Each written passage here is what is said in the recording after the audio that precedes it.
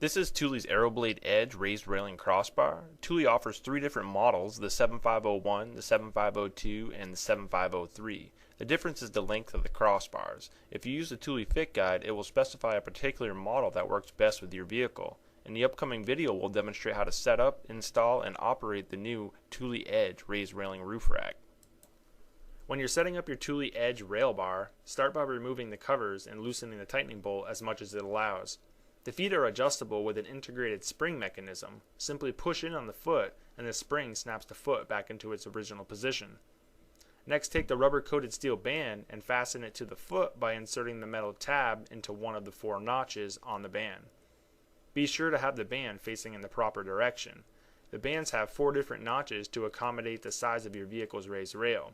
You can determine which notch works best with your vehicle by using the measuring device on the Thule instructions. Now we're going to demonstrate how to install the Edge rail bar. Push in on the feet to allow them to fit in between the raised rails. When you have the crossbars in between the rails, allow the spring mechanism to push the feet out towards the rail. Make sure the steel band slides under the raised rail and pull the strap out and up, and insert the end of the band onto two metal posts on top of the foot. Before tightening the strap, position the feet so that they sit nice and flush on top of the rail. Then tighten the band until the rack is secure. Note, make sure the inside of the foot is flush to the inside of the raised rail when fully tightened. With the crossbar installed on your roof rails, install the rubber strip into the channel to eliminate any wind noise that's created by the channel. This is done by simply pressing the strip into place. If you have an accessory that utilizes the channel, you'll have to custom cut the strip to accommodate your accessory.